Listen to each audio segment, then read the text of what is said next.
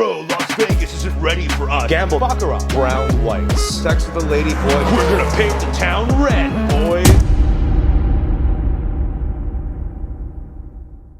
What's up, 晚上好啊，外网的亲朋好友们。We're gonna make some fucking Pasteis de Nata today. Or Pasteis de Nata. Or Pastel de Nata. Or if you're Cantonese, Tanta.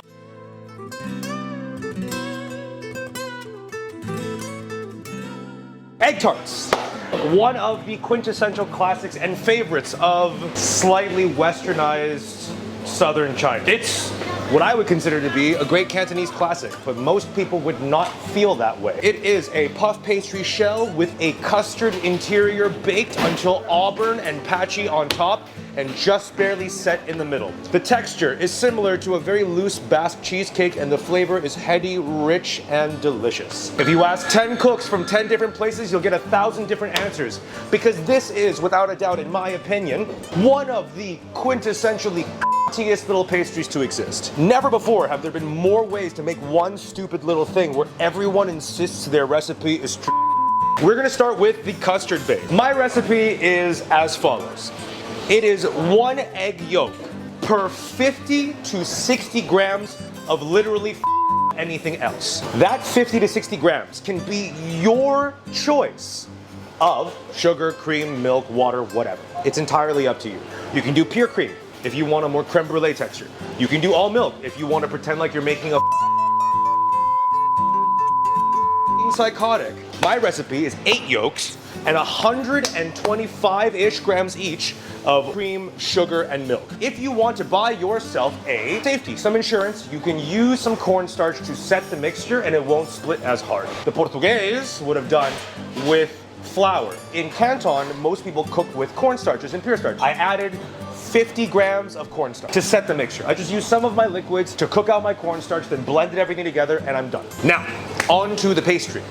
You can make puff pastry if you're super cultured, or do what normal people would do and go to the store and just buy some puff pastry. All butter puff pastry, anything will work. Buy a brick, roll it out nice and thin rectangularly, roughly 40 centimeters across and 30 centimeters front and back. And then after you roll that out, you want to roll it up log ways so you have a nice thick sausagey thing. Wrap that up in cling film, throw it in the freezer and let it set up for a while. After which you should have this. This is what you're gonna end up with. The Cantonese ones are flavored gently with lemon zest. And the ones in Portugal have cinnamon as a flavoring. You want to roll this bitch up very tight as you can. Okay, so let's find the middle. And we have, this is the effect you want. Many, many little layers of fat rolled up. You essentially want to cut centimeter rounds and press them directly into your mold. They're formed like this. You just push them in and you molest them into the corners. The more layers, it'll taste more falling apart. The less layers, it'll taste more crispy crackety. Effectively, the more you fold, the more similar it becomes to a normal pie crust because the butter is spread out too far. Very good question. Every single time you've seen a Macauese tanta, have you not noticed that the rings are on the top? Yeah. So, do you want the flakes on the side like this, or do you want the flakes on top like this? When you cut it like this, it won't out, and you're these with so if you pull it flat and it like that, you're custard. You want to go, not sense?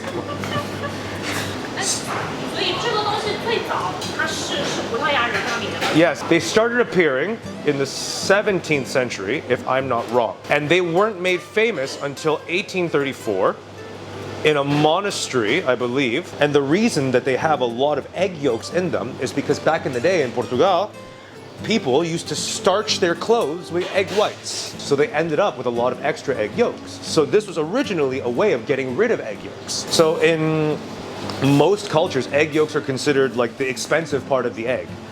But in Portugal at this time, it was considered the cheap part. What people did was they would just essentially mix up their egg yolks with a bunch of sugar and cream and bake them into little pieces of shell and then sell them. So the recipe for the original inventor of Pasteis de Nata is still a closely guarded secret in that same place in Portugal. Anyways, put your egg custard into the shells.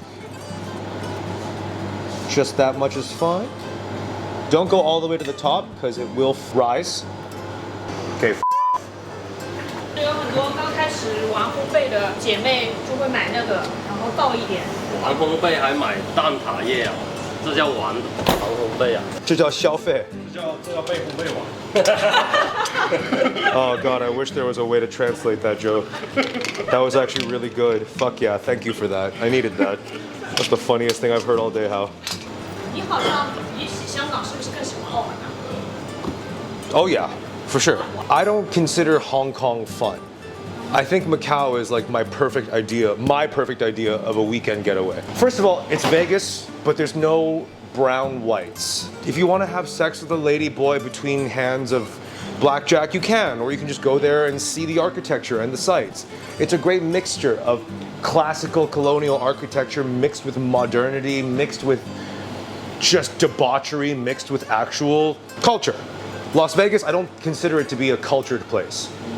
And also, I don't like going to Las Vegas because it's just like you'll see a bunch of like 5 or 6 finance fuckboys. Bro, Las Vegas isn't ready for us. Like what? Really?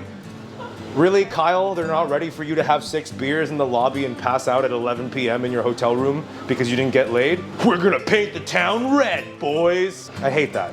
Everyone gambling in Macau is there for a job. We're Asians. We don't gamble for fun. We gamble because it's a national sport. We gamble because we're good at it. We just want to spend money and receive money. There's no show, but that's why we play Baccarat. We play the Asian version of Baccarat. Just grab my card, fucking molested shit. All right, yay. Time to make another one. I'm gonna make these a little bit more Portuguese-y.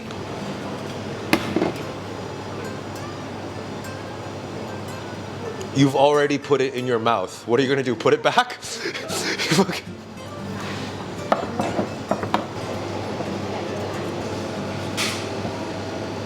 Okay, there we go, cool. I am lucky enough to have a rational in the restaurant, so there is a algorithm that works it out for me.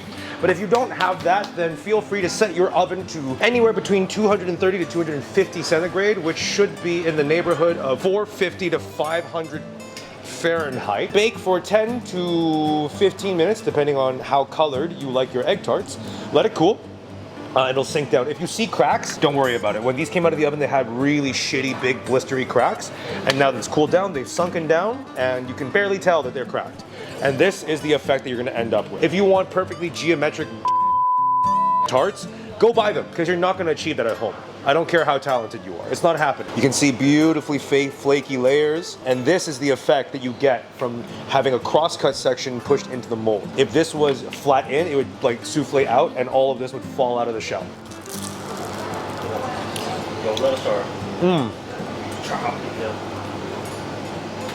Eggy, just barely sweet, perfectly colonial. This is a great little snack. Is it culturally important? I'm not sure. But it is tasty, and you should give it a shot. Comment, like, subscribe. Let me know down below what else you want to see us make and talk about, or if there's any Chinese food that you're curious about. Thanks for watching. 下周见，拜拜。